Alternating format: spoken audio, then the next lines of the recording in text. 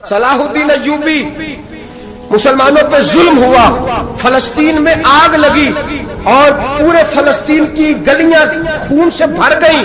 ایک دن کے اندر 70,000 مسلمان قتل ہوا۔ گھوڑوں سے سڑکوں پہ چلا نہیں جاتا تھا، گھوڑے پھسلتے تھے، اتنا خون تھا، اور کچی سڑکیں تھی، اتنا خون تھا، پہلے کچی زمین نے خون پیا، پھر خون اس سے باہر آیا، پھر بھی اتنا سخت 70,000 آدمی قتل ہوا۔ صلاح الدین ایوبی کون تھے؟ میرے غوث اعظم جیلانی کے مدرسے کے طالب علم تھے۔ جامعہ نظامیہ مدرسہ، یہ مدرسے ہیں جنہوں نے دین کے مجاہد پیدا کیے، مدارس ہیں جنہوں نے دین کے مجاہد پیدا کر کے پوری دنیا کے اندر پھیلائے ہیں۔ مدارس کے اندر دہشت گردی آئی، میں اختلاف نہیں کرتا، لیکن ابھی بھی مدرسے ہیں جن مدرسوں سے رسول اللہ کے دین کا سچا درس دیا جاتا ہے، امن، پیار اور محبت کی فضا کو عام کیا جاتا ہے وہ مدارس، اور انشاءاللہ قیامت کی صبح تک وہ مدرسے قائم رہیں گے۔ صلاح الدین ایوبی مدرسے کے طالب علم ہے، مدرسے کا، لیکن مدرسہ اس کا تھا جو ساتھ درویش بھی تھا۔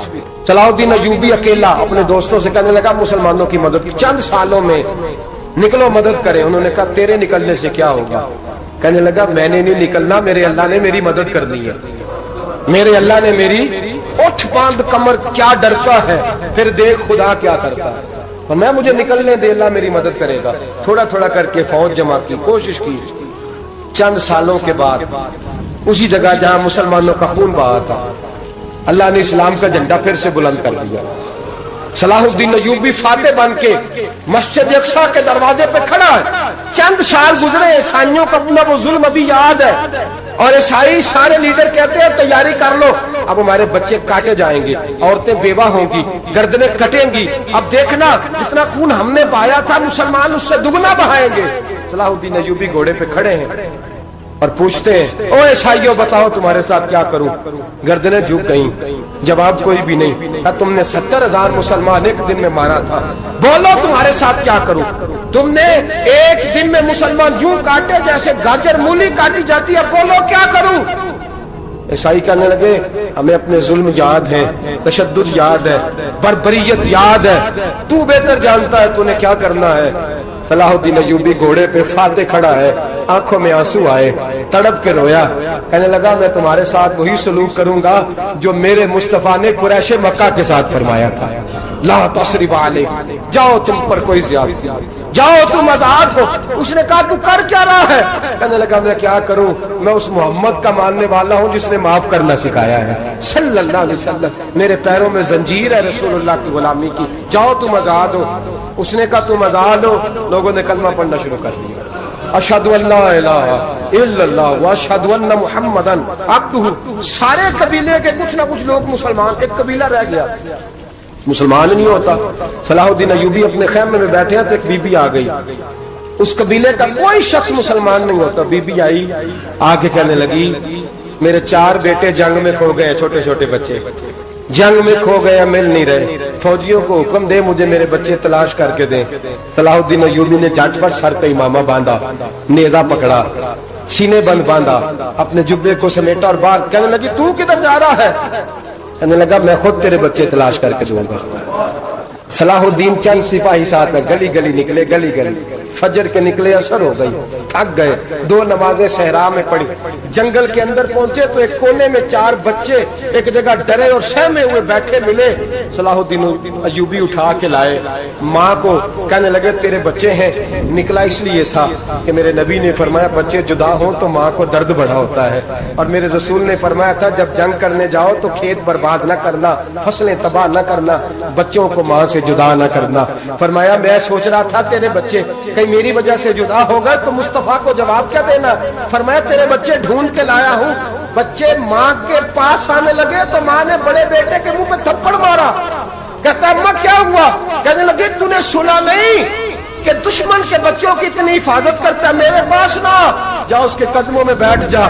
جس نبی کے غلام اتنے سچے ہیں وہ نبی کتنا سچا ہوگا، جس نبی کے نوکر اتنے کھڑے ہیں وہ نبی کتنا کھڑا ہوگا، جا کے کلمہ پڑھ لے۔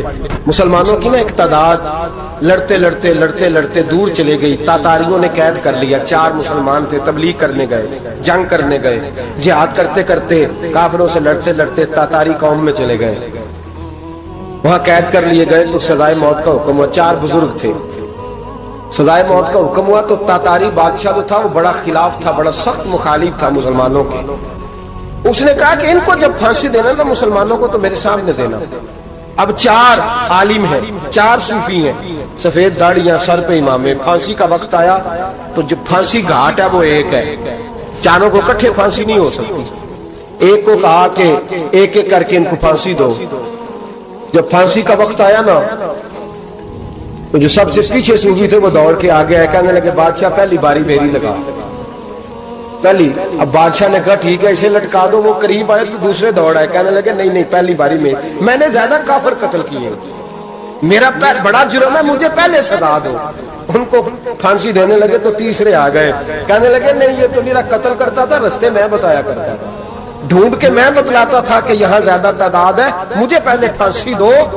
تیسرے کے ساتھ بات ہو رہی تھی تو چوتھا دوڑا آیا، کہنے لگا یہ رستے بتاتا تھا، یہ تبلیغ کرتا تھا، یہ سارا کچھ کرتا تھا، لیکن کہا یہ کہتے تھے چلو واپس چلتے ہیں، میں جانے نہیں دیتا تھا، میں کہتا تھا اور کافر مارنے اور علاقے فتح کرنے، میرا جرم بڑا ہے، مجھے پہلے پھانسی دو. بادشاہ کہنے لگا مجھے 35 سال ہو گئے حکومت کرتے، بڑی دنیا کو پھانسی دی ہے، لوگ تو ایک دوسرے کو دھکے دیتے ہیں کہ پہلے تو جا پہلے تو جا، اور تم کیسی قوم ہو کہ ایک دوسرے پہ قربان ہو رہے ہو. کہنے لگا تم ایک باپ کی اولاد ہو. جاگ رہے ہیں آپ لوگ؟ تاتاری بادشاہ کافر بادشاہ اسلام کی مخالفت کر دیں، ایک باپ کی اولاد ہو کا نہیں، ایک قبیلے کے رہنے والے ہو کا نہیں، ایک ملک کے رہنے والے ہو نہیں. اس نے کہا رشتہ کیا ہے تمہارا، رشتہ کیا ہے؟ بول کے کہنے لگے خدا ایک ہے نبی ایک ہے، خدا ایک ہے اور نبی منفرد ایک ہے، اس قوم کی نقصان بھی ایک ہی سب کا نبی، اللہ بھی قرآن بھی ایک. کیا ہی اچھا تھا ہوتے اگر مسلمان بھی ایک، یوں تو سید بھی ہو، مرزا بھی ہو، افغان بھی ہو، تم سبھی کچھ ہو، بتاؤ کہ مسلمان بھی ہو. فرمایا ہمارا اللہ ایک ہے، نبی ایک ہے. تو کہا پھر ایک دوسرے پہ جان کیوں دیتے ہو؟ فرمایا ہمارے نبی نے ہمیں بھائی بھائی بنا دیا ہے، بھائی کا دل نہیں کرتا اس کی آنکھوں کے سامنے بھائی چلا جائے، ہمارا دل نہیں کرتا پہلے مجھے دے پہلے مجھے دے. بادشاہ کہنے لگا تمہارا جذبہ مجھے متاثر کر گیا، جاؤ میں تم چاروں کو آزاد کرتا ہوں، تمہیں آزاد کرتا ہوں. میرے دوستو یہ رنگ تھا، دیکھیں نا، یہ اس دھرتی نے نظام دیکھا ہے نا، اس فلک نے پہلی بار دیکھا، اس زمین نے پہلی بار. اور میرے حضرت صاحب فرمایا کرتے تھے زمین تڑپ کے روئی، اس نے پہلی دفعہ دیکھا. احد کا میدان ہے، 3 صحابہ تپتی ہوئی زمین پہ زخموں سے چور چور پڑے ہیں. حضرت انس بن نضر رضی اللہ تعالیٰ عنہ پانی کا پیالہ لے کے پہنچے. ایک زخمی سے کہا تجھے پانی پلانا ہے، تو کہنے لگا میرے زخم تھوڑے ہیں، وہ جو ساتھ پڑا ہے اس کے زخم گہرے ہیں، پہلے اسے پانی پلا دے، جا اسے دے دے. اس کے پاس پہنچے تو وہ کہنے لگا وہ مجھ سے پہلے گرا تھا، اس کا زخم زیادہ گہرا ہے، اسے پانی پلا. تیسرے کے پاس گئے تو کہنے لگا چوتھا تڑپ زیادہ رہا ہے، اس کی عمر زیادہ ہے، میں تو جوان ہوں برداشت کر رہا ہوں، بڑھاپے کی وجہ سے نڈھال ہو گیا ہے، پہلے اسے پانی پلا. چوتھا کہنے لگا 5ویں کے پاس جا، 5واں کہنے لگا 6ٹھے کے پاس جا. حضرت انس بن نضر کہتے میں رو پڑا، میں نے کہا محمد کے غلاموں، رسول نے تمہیں کیسا جذبہ دے دیا ہے، زبانیں پیاس سے باہر ہے لیکن تمہاری اخوت مرتے دم تک قائم ہے. کہتے میں 7ویں کے پاس گیا تو کہنے لگا اگر 6 قربانی دے سکتے ہیں تو مجھے خود غرض نہ سمجھ، میں نے نہیں پانی پینا، جا پہلے کے پاس لے جا. کہتے میں پہلے کے پاس آیا تو روح پرواز کر گئی، دوسرے کے پاس آیا تو روح پرواز کر گئی، میں 7ویں تک آیا تو انتقال کر گئے. کہتے ہیں پانی کا پیالہ میں نے اٹھایا اور میں نے زمین پہ رکھا تو میں نے کہا پانی کھوا رہنا، محمد کے غلام مر تو جاتے ہیں پر ایک دوسرے کا خیال بڑا رکھا کرتے ہیں، گھوا رہنا یہ مر جایا کرتے لیکن ایک دوسرے کا درد. میرے دوستو لٹا ہوا برما، روتے ہوئے مسلمان، سسکیاں اور آہیں لیتی ہوئی مائیں پوچھتی ہیں اے خاصا اے خاصان رسول، وقت دعا ہے، امت پہ تیری آ کے عجب وقت پڑا ہے. وہ دین جو بڑی شان سے نکلا تھا وطن سے، پردیس میں وہ دین آج غریب الغربا ہے. فریاد ہے اے کشتی امت کے نگہباں، بیڑا یہ تباہی کے قریب آن لگا ہے. اور کیا خوبصورت جملے کہے تھے کہ نبی پاک صلی اللہ علیہ وسلم نے حضور نے فرمایا تھا میرا مومن ایک جان کی طرح ہوتا ہے، ایک جان کی طرح ہوتا ہے، ایک کو تکلیف ہو جسم کے ایک حصے کو سارا حصہ پریشان ہوتا ہے، فرمایا یہ ایک مکان کی طرح ہے، ایک اینٹ دوسری اینٹ کو مضبوط کرتی ہے، فرمایا یہ مضبوط لوگ ہیں، یہ مضبوط لوگ۔ حضرت عمر فاروق کا زمانہ ہے، ایک آدمی نے سیری بھیج دی ایک گھر میں بطور تحفہ، قحط کا زمانہ تھا، گوشت ملتا نہیں تھا، جانور، ایک آدمی نے سیری بھیج دی ایک آدمی کے گھر میں۔ اس نے کیا کیا؟ اس نے اپنی بیوی سے کہا ہماری تو خیر ہے، ساتھ والا پڑوسی زیادہ غریب ہے، ادھر نہ بھیج دے، یہاں گندم امیر شہر کی ہوتی رہی خراب اور بچی کسی فقیر کی فاقوں سے مر گئی، کہا ساتھ والے پڑوسی کے گھر سے میں کئی دنوں سے بھوک کی آوازیں وہاں بھیج دے۔ اس کے گھر گئی تو اس کی بیوی شوہر کو مشورہ دیتی ہے، کہتی ہے میرے بچے تو دلیر ہے، ساتھ والے کے چھوٹے ہیں، وہ گزارا نہیں، ادھر نہ بھیج دے۔ ادھر گئی، ایک روایت ہے 7 گھر، ایک روایت ہے 21 گھر، 21 گھروں میں گھومتی ہوئی وہ شریف پھر پہلے کے گھر میں آ گئی اور پہلا صحابی کہنے لگا صرف تو نے محمد کا کلمہ نہیں پڑھا، باقی 20 نے بھی پڑھا ہوا ہے، صرف تو نے ہی رسول اللہ سے یہ درس نہیں لیا، باقیوں نے بھی لیا ہے، اور صرف تیرے اندر ہی جذبہ اظہار نہیں، تو ہی صرف مسلمانوں سے پیار نہیں کرتی، سارے ہی پیار کرتے ہیں۔ وہ شریف پھر آ گئی ہے، اب کیا کرنا ہے؟ اب کیا کرنا ہے؟ تو امام نبوی نے لکھا ہے، وہ کہنے لگی کرنا کیا ہے؟ پکاؤں گی میں اور کھائیں گے 21 گھر، پھر بھی اکیلے نہیں کھائیں گے، پکاؤں گی میں اور کھائیں گے 21 گھروں کے مطابق شوربہ پکا، اور پھر برتن میں ڈال کے وہ بی بی ایک گھر کا دروازہ کھٹکھٹاتی ہے، کہتی ہے مصطفیٰ کے غلاموں نکلو باہر اور کھاؤ، اس لیے کہ جس نبی نے مجھے پیار کا حکم دیا اسی نے تمہیں بھی پیار کرنا سکھایا ہے، یہ رنگ چشم فلک نے سکھایا ہے۔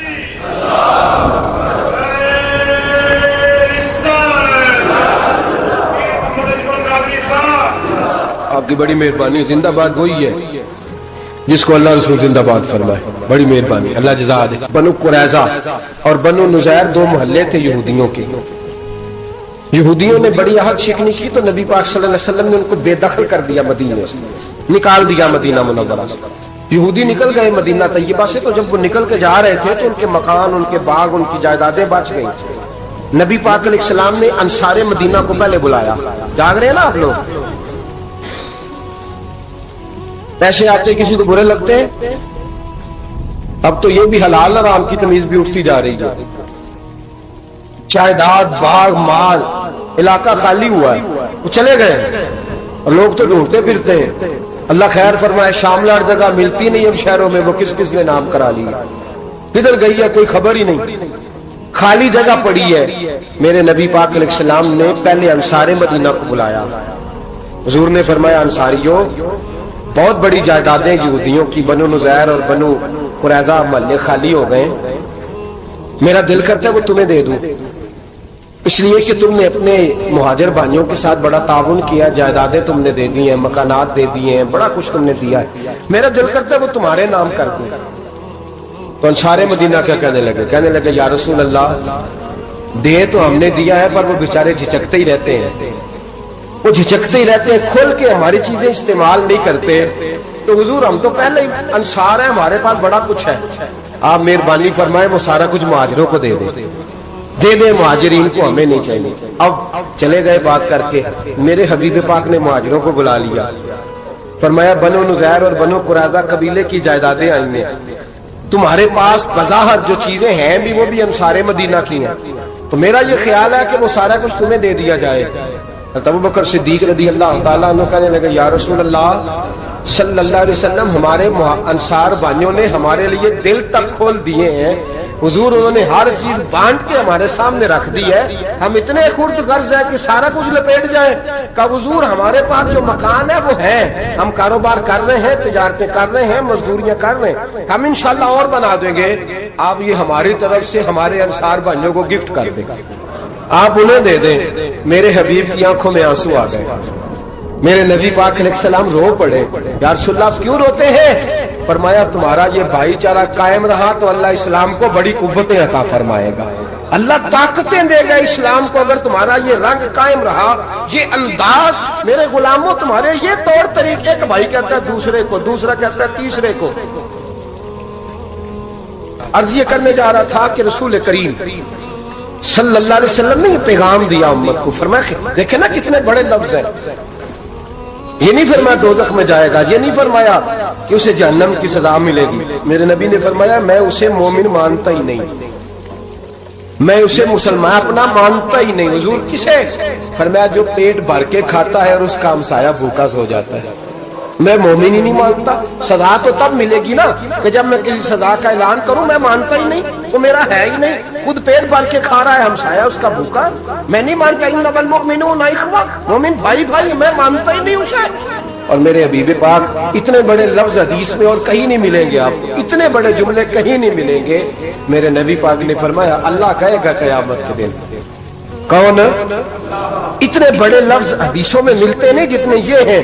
حضور نے فرمایا رب فرمائے گا بندے سے کہ میں تیرے پڑوس میں بھوکا تھا, تو نے مجھے روٹی کیوں نہیں کھلائی؟ کون کہہ رہا ہے؟ اللہ کہ میں بھوکا تھا تو نے روٹی نہیں دی, میں ننگا تھا تو نے کپڑا نہیں دیا, میں پیاسا تھا تو نے پانی نہیں پلایا, میں بیمار تھا تو تیمارداری.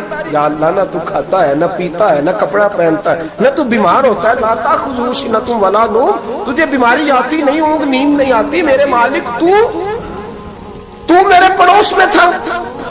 حضور فرماتے ہیں رب فرمائے گا وہ جو بندہ تیرے پڑوس میں بھوکا تھا تو بندہ تو میرا ہی تھا نا, وہ جو بندہ تیرے پڑوس میں ننگا تھا تو بندہ تو میرا ہی تھا نا, وہ جو تیرے پڑوس میں پیاسا تڑپتا رہا تو وہ میرا ہی بندہ تھا. تو دوائی لینے جائے تو بڑے اسپتال میں اور اس بیچارے کو 20 روپے پرچی کے بھی میسر نہ آئے تو میرا ہی بندہ تھا. میرے دوست خیال کر اور یاد رکھ, یہ جو ہمسائے ممالک میں ظلم ہوتے ہیں, زیادتیاں ہوتی ہیں. ہمارے گھر کا پنکھا اچھا چلتا ہے, ہم جلوس اس وقت نکالتے ہیں جب ہماری لائٹ بند ہوتی ہے. ہم جلوس اس وقت نکالتے ہیں جب ہمارا ایسا جو ہمیں تنگ کرتا ہے. ہم اس وقت درد محسوس کرتے ہیں جب ہمارے گھر تک آگ آ جاتی ہے. یہ جو باہر آگ جل رہی ہے یہ تیرے گھر بھی آ سکتی ہے. یہ جو باہر فساد ہو رہا ہے یہ تیرے دروازے تک آ سکتا ہے. میرے رسول پاک نے ایک جان, مسلمان کو ایک جان قرار دیا. مجھے بتائیے انگلی کو کٹ لگ جائے, مسلمان ایک جان ہے نا, انگلی کو لگ جائے کٹ, دماغ کہتا ہے میں نے نہیں سوچنا اس کے بارے میں, میں نے اس کے درد کو محسوس ہی نہیں کرنا. انگلی کی درد ہے, انگلی جانے, اس کا کام جانے. ایسے ہی ہوتا ہے نا. بولے پیروں سے کہتے ہیں, انگلی کہتی ہے چل ڈاکٹر کے پاس, پیر کہتے ہیں نہیں میں نے نہیں جانا, انگلی کا کام ہے انگلی جائے. ایسے ہی ہے نا. دل سے کہتے ہیں تو تڑپ تھوڑا سا, انگلی کو درد ہے, کہتے میں کو تڑپوں, انگلی کا ماما, انگلی جانے, اس کا کام جانے. ٹیلی فون کرنا ہے, ڈاکٹر صاحب کا پتہ کرنا ہے, تو کان کہتے ہیں میں نے نہیں بات سننی ڈاکٹر صاحب کی, زبان کہتے ہیں میں نے نہیں بولنا, انگلی جانے. ایسا ہوتا ہے. پیر احتجاج کرتے کہ میں نے ڈاکٹر کے پاس, میں کچھ چکر کھاتا پھروں ڈاکٹر کی دکان کی, انگلی کو درد ہے انگلی جانے. ایسا ہوتا ہے بھئی. میرے رسول پاک نے فرمایا مسلمان ایک جان ہے. تو درد برما کے مسلمانوں کو ہو رہا ہے تو پاکستانی کہہ رہے ہیں کوئی بات نہیں, وہ جانے, ان کا کام جانے. ایک جان ہے نا, درد ہونا چاہیے, تکلیف ہونا چاہیے. پھٹے پہ باتیں ہوتی ہیں اس موضوع پہ, اسمبلی پہ گفتگو ہوئی ہے اس موضوع پہ, آپ کی صوبائی اسمبلیاں اس موضوع پہ بولی ہیں, آپ کے کونسل اس موضوع پہ بولے. ہم تو اپنی اپنی سیاستیں, اپنے اپنے تماشے, اپنے اپنے چکروں میں لگے ہوئے.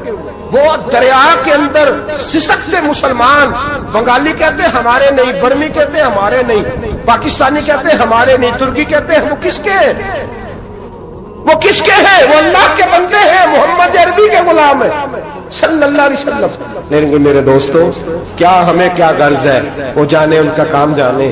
یہ جب تیرے پیروں تک آگ آئے گی پھر تجھے پتا چلے گا یہ بڑی سخت آگ ہے. آج جس کافر نے برما پر عرصہ دراز تنگ کیا, مسلمان تھوڑے تھوڑے مفاد لینے کی خاطر نا, بنو عباس اور بنو امیہ کی جنگ چل رہی تھی. بنو عباس جو تھے وہ غالب آ گئے, بنو امیہ جو تھے ان کی حکومت ختم ہو گئی. تو عیسائیوں نے بنو امیہ سے کہا کہ ہم تمہارے ساتھ تعاون کرتے ہیں, ہم تمہارے ساتھ تعاون کرتے ہیں اور بنو عباس پہ غلبہ پا کے تمہیں حکومت دلاتے ہیں. بنو امیہ بڑی جدوجہد کر رہے تھے بادشاہی کے لیے, لیکن انہوں نے کہا کہ ہم لڑ رہے ہیں, کوشش کر رہے ہیں, لیکن ہمیں کسی کافر کی مدد کی ضرورت نہیں. ہم جتنا مرضی لڑیں لیکن کافروں کے ہاتھوں بنو عباس کو مروانے کو ہم تیار نہیں ہیں. ہمیں خبردار, تمہارا آپس کا معاملہ ہے, ہم خود نمٹ لیں گے, تمہیں اجازت نہیں دیتے تم اندر کودو اور کود کر کے تم فسادات پیدا کرو اور مسلمانوں کے اندر تقسیم کرو. میرے دوستو مسلمان کو سوچنا چاہیے, سوچ بڑی رکھنی چاہیے. گھر کی جنگ سے نکل آ, اب بہو ساز کے جھگڑے سے باہر آ جا, اب محلے کی سیاست چھوڑ کے باہر کا سوچ.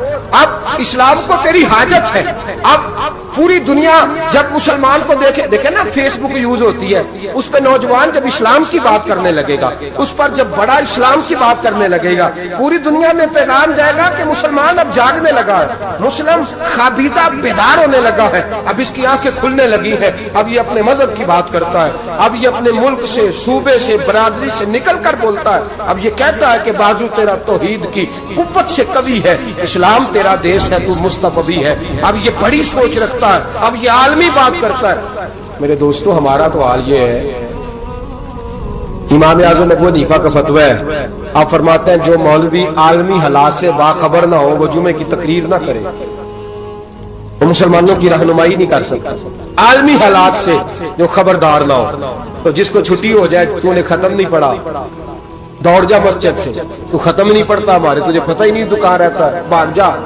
वो आलमी हालात पे बात करेगा, क्योंकि बेचारे को तो पता है मेरी सवेरे छुट्टी हो जानी है। सियासत का लफ्ज़ छेड़ा नहीं तो मैं गया नहीं।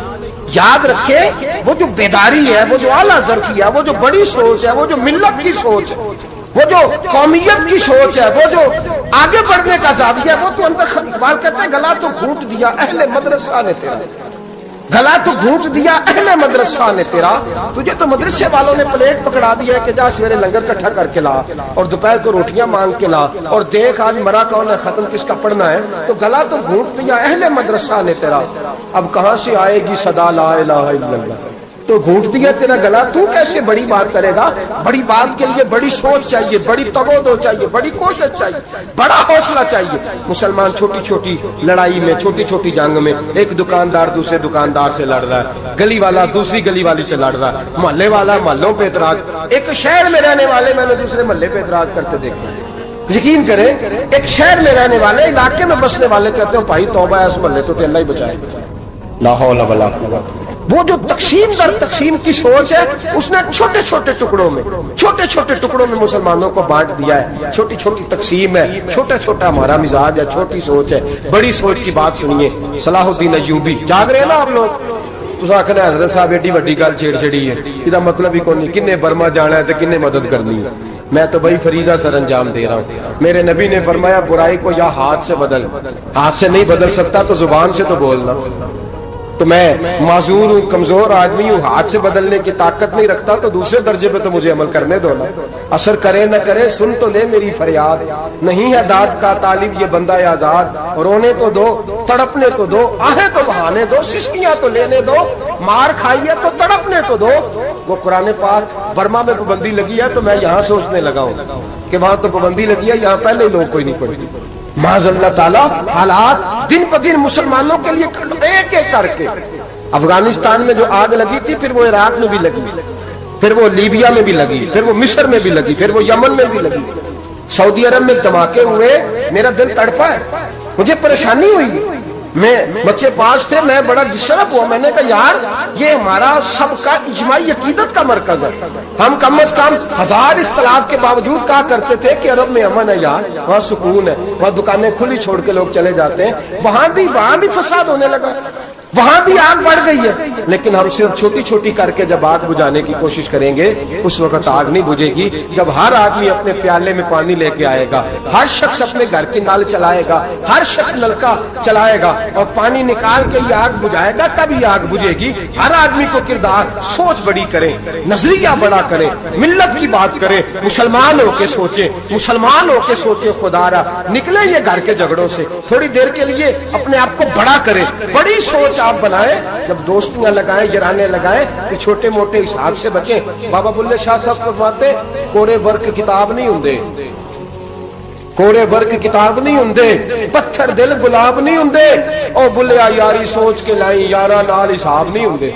फिर जरा निकले इस हिसाब किताब से बाहर, बुल्लिया यारी सोच के लाई, यारा नाल साहब नहीं होंगे। फिर जरा बड़ा ज़हन करे, छोड़े अपने साहब, युबसिरून अला अनफुसिहिम वलनबलुवन्नकुम बिशैइन मिनल खौफि वल जु'i व नक्सिन मिनल अम्वालि वल अनफुसि वस समरात। फिर हिसाब किताब से निकले, फिर इमाम अली मकाम की तरह ये सोच बनाए कि हुसैन के बच्चे चले जाए तो कोई हर्ज नहीं, उम्मत पर आंच नहीं आनी चाहिए।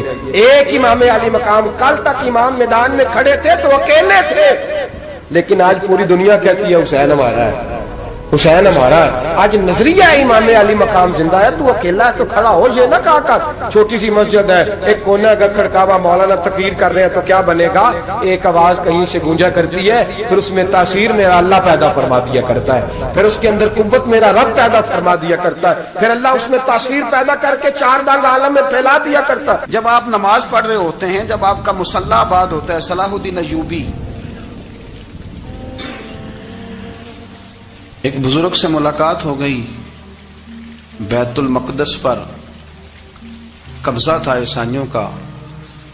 تو صلاح الدین بڑے پریشان تھے. بابا جی کہنے لگے پتر کیا ہوا؟ کہنے لگے حضور پتہ چلا ہے دشمن کے 2 بحری بیڑے اسلحہ لے کے آ رہے ہیں.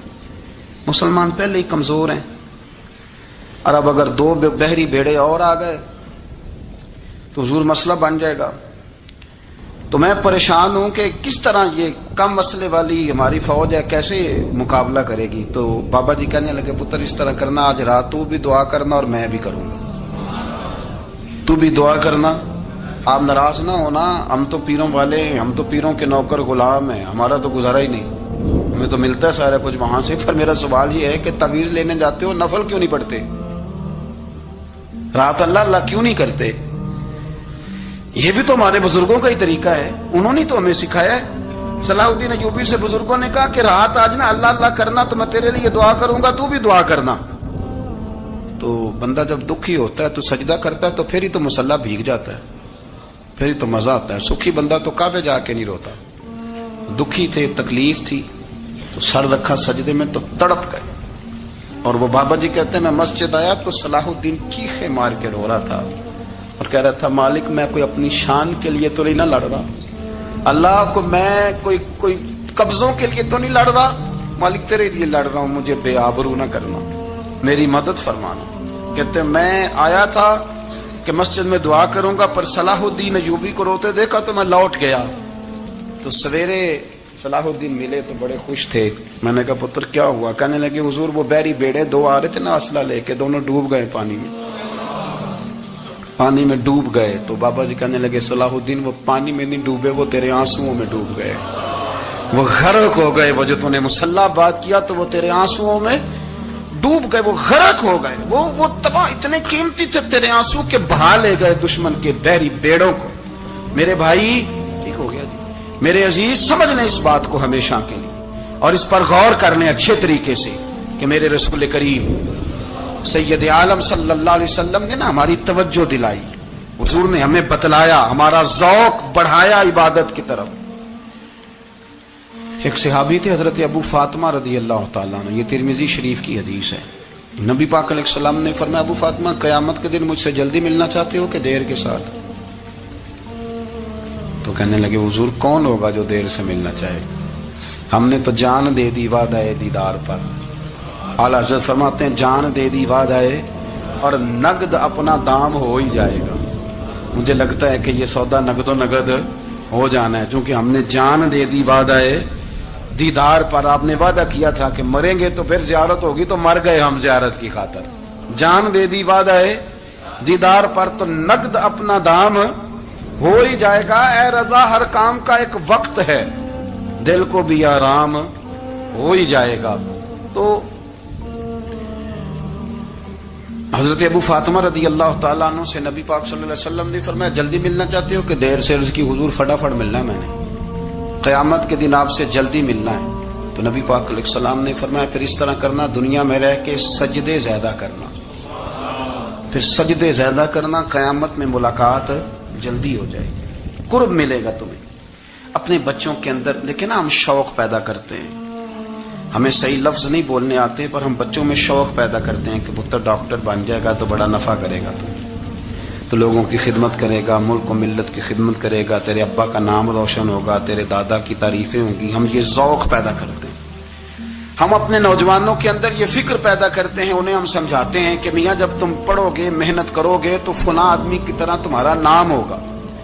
یہ جتنا ذوق ہم بچوں کے اندر ان چیزوں کا پیدا کرتے, ہمیں حکم ہے کسی طرح ہم ذوق پیدا کریں کہ پتر نماز پڑھے گا تو اللہ راضی ہو جائے گا, تو سجدہ کرے گا. دیکھیں نا میرے رسول کریم علیہ السلام نے فرمایا 7 سال کے بچے کو مسجد لے کے جاؤ, یعنی اسے شوق دلاؤ, اس کے اندر یہ خاصیت پیدا کرو کہ اس کا دل کرے مسجد میں جانے کو، اس کے اندر یہ خصوصیات لاؤ کہ وہ ہمارے ہاں نا ہر چیز کو پروموٹ کیا جا رہا ہے، ہر چیز کو یعنی سر سنگیت سکھانے کے لیے اکیڈمیاں بن گئی، ہر شے پروموٹ ہو رہی ہے، عبادت کا جذبہ کم ہوتا جا رہا ہے، اللہ کا ذوق ہمارے اندر نہیں رہا۔ اور اتنا مشکل ہم نے اپنے لیے بنا لیا ہے کہ وہ بندہ جو بڑی زبردست مذہبی گفتگو کر رہا تھا اور تگڑی بات کر رہا تھا، کیا بات ہے، لیکن نماز کے بارے میں کمزوری دکھا جاتا ہے، نوافل کے بارے میں وہ چپکے سے نکل جاتا ہے۔ امام احمد بن حنبل رحمۃ اللہ تعالی علیہ، مسند امام احمد بن حنبل 14 جلدوں میں ہے مارکیٹ میں، اور مجھے تو خیر پسند ہی پڑی ہے، میں نے تو کئی دفعہ پڑھی ہے، اور کیا بات ہے امام احمد بن حنبل، کیسے تگڑے قسم کے محدث تھے اور اللہ نے کتنا انہیں اعزاز عطا فرمایا ہوا۔ یہ کوڑے بھی کھاتے تھے دین کی خاطر، سارا کرتا لہو سے بھر بھی جایا کرتا، بڑا اعزاز والا شخص تھے، بڑے اعزاز والے، حدیثیں جمع کرنا، حدیثیں لکھنا، حدیث پڑھانا، سارا دن رہتے تھے، کہہ سکتے تھے کہ میں کر تو رہا ہوں کام، اور حدیث بھی موجود ہے کہ عالم عابد سے افضل ہوتا ہے، پر اس کے باوجود امام احمد بن حنبل رحمۃ اللہ علیہ 300 نفل فرض نمازوں کے علاوہ پڑھا کرتے تھے، 300 نوافل روز پڑھا کرتے تھے۔ ان کے بیٹے نے کہا ابا جی مکان خریدنا ہے تو وہ جگہ کہاں کر کے لوں، بہت ساری آبادیاں، تو فرمایا پتر وہاں لینا جہاں مسجد قریب ہو۔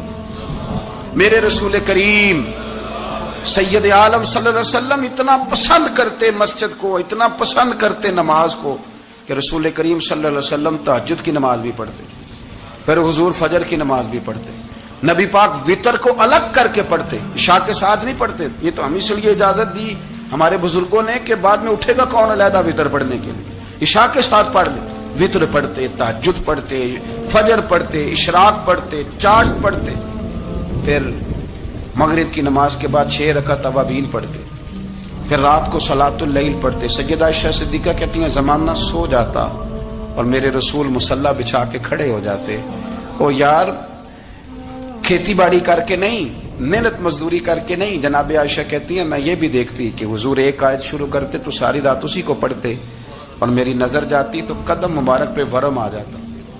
یار نماز پڑھ کے اتنی مشقت کر کے، اتنی جد و جہد کر کے ورم آ گیا، یا رسول اللہ اتنی محنت کیوں کرتے ہو؟ فرمایا افلا اکون عبدا شکورا، کیا میں اپنے رب کا شکر گزار بندہ نہ بنوں؟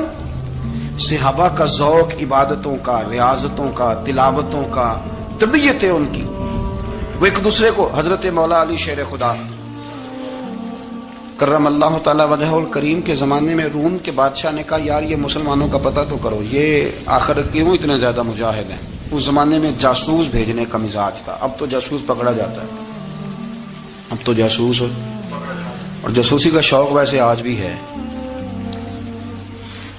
عرض کروں تھوڑی سی بات اس عنوان سے، پتہ ہے کیا ہمارا مسئلہ ہے؟ ہم جہاں جاتے ہیں نا وہاں تھوڑی خوشبو سونگنے کی کوشش کرتے ہیں، وہ کیا ہے تو یہ کیا ہے تو ادھر کیا ہے تو تھوڑا سا ادھر کیا ہے۔ میرے رسول پاک پڑھیے درود شریف، سارے پڑھیے ذرا زور سے، صلی اللہ تعالی۔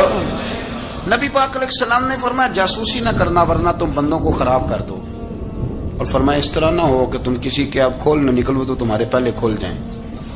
یہ جو ذوق ہے نا یہ ختم کریں، چھوڑیں، مطلب آپ کس چکر میں پڑے ہوئے ہیں، اتنی زیادہ توجہ کرنے کی کیا ضرورت ہے؟ نے کام سے کام رکھیں، اس میں بندہ تھوڑا سا نا آسان رہتا ہے۔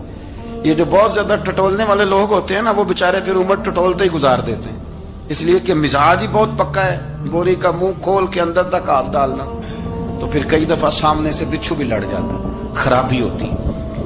تو جاسوسی کی جاتی تھی، اس نے بھی جاسوس بھیجے، کیونکہ قبیلوں کے لوگ تھے، کچھ مسلم کچھ کافر، پہچانے نہیں جاتے تھے لوگ، تو کچھ لوگ اس نے بھیجے، انہوں نے آ کے نا تحقیق کی،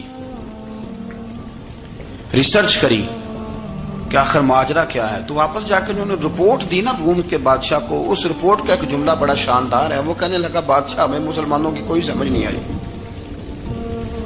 ہمیں کوئی سمجھ نہیں آئی۔ انہوں نے کہا کیوں نہیں سمجھ آئی؟ کہنے لگے یار عجیب بندے ہیں، جب رات مصلے پہ بیٹھتے ہیں تو یوں لگتا ہے ان کا دنیا سے رشتہ ہی کوئی نہیں، کوئی کسی کو نہیں جانتا، کوئی اپنے دکھ سنا کے رو رہا ہے، کوئی اپنی بات کر کے رو رہا ہے، لگتا ہے کہ ان کا کوئی رشتہ ہے ہی نہیں جب مصلے پہ بیٹھتے ہیں. اور فرمایا جب سویرے یہ جہاد کرنے نکلتے ہیں تو لگتا ہے ان سے زیادہ دلیر ہی کوئی نہیں. حالانکہ جو مسلوں پہ رونے دھونے کے لوگ ہوتے ہیں وہ کئی دفعہ جہاد میں کام نہیں کرتے, لیکن عجیب لوگ ہیں کہ رات کے راہب ہیں دن کے مجاہد ہیں, کوئی سمجھ نہیں آتی. میرے عزیز, ان لوگوں نے مسلح آباد کر کے رکھا, تلاوتیں ان کا ذوق رہی, منزل روز پڑھنا, اسباق پڑھنا, وظائف پڑھنا, یہ ان کا ذوق رہا. اعلیٰ حضرت بریلوی رحمت اللہ نے 1000 کتاب لکھی ہے, لیکن الوظیفۃ الکریمہ کے نام سے جو وہ صبح و شام وظائف پڑھتے تھے وہ الگ انہوں نے ان کو بیان کیا, پابندی کے ساتھ اپنی اللہ اللہ کرتے. شیخ شہاب الدین سہروردی رحمت اللہ علیہ اس پر ایک بندے نے اعتراض کیا, اس نے کہا جی آپ کس قسم کے صوفی ہیں, مرید بیٹھے ہیں اور آپ وہاں نفل پڑھ رہے ہیں. یہ بھی بڑا مسئلہ ہوتا ہے نا, جو بندہ ملنے آتا ہے وہ اپنے ٹائم کے حساب سے آتا ہے, اور اس کا یہ بھی خیال ہوتا ہے کہ پیر صاحب جو ہیں وہ چونکہ درویش ہیں تو نہ انہیں روٹی کھانی چاہیے نہ سونا چاہیے, چونکہ وہ درویش ہیں, اور ہم چونکہ درویشوں کے ماننے والے ہیں لہذا ہمارا یہ طریقہ ہونا چاہیے کہ جیسے ہم کہیں درویش ویسے ہی کر جائے. حالانکہ جس کو آپ درویش کہیں گے آپ اس کی مانیں گے, آپ منوائیں گے نہیں, ہمارا مزاج ہوتا ہے. شیخ شہاب الدین پر لوگوں نے اعتراض کی, حضور لوگ ملنے آئے ہیں, زیارت کرنے آئے ہیں, یہ بندے دعا کرانے آئے ہیں, اللہ اللہ کرانے آئے اور آپ نفل پڑھ رہے ہیں, کیا جملہ ہے, کیا حسن ہے, کیا خوبصورتی ہے. فرمانے لگے رب رسول سے مانگنے کے لیے مصلی بچھایا ہے, اگر وہاں سے مانگوں گا نہیں تو تمہیں دوں گا کیا, پہلے مجھے کچھ لے تو لینے دو, اگر میرے پلے کچھ ہے ہوگی تو آگے دوں گا نا. تو میں مانگنے گیا تھا کہ یا اللہ دے, تیرے بندے لینے آئے دے, تو میں کچھ لوں گا تو آگے دوں گا نا. لیکن ہمارا یہ سٹیٹس, یہ مزاج, یہ شعور نہیں ہے. گپیں, کہانیاں, داستانیں, گفتگو, خطابت, واز, کیا بات. لیکن اگر کچھ کرنے کا کام ہو تو انہی ہم سے ہوتا. میرے نبی کریم علیہ الصلوۃ والسلام نے مصلی سے دل لگانے کا درس دیا, حضور نے توجہ دلائی. صحابہ اس ذوق کے حامل لوگ تھے, وہ کوشش کرتے تھے. جناب صدیق اکبر رضی اللہ تعالیٰ عنہ کا عبادت کا مزاج ہمیشہ قائم رہا. حضرت عمر فاروق ساری رات اللہ کے حضور کھڑے رہے. حضرت عثمان غنی رضی اللہ تعالیٰ عنہ عشاء کی نماز پڑھ کے 2 رکعتوں کی نیت باندھتے تھے, 15 سپارے پہلی رکعت میں پڑھ دیتے.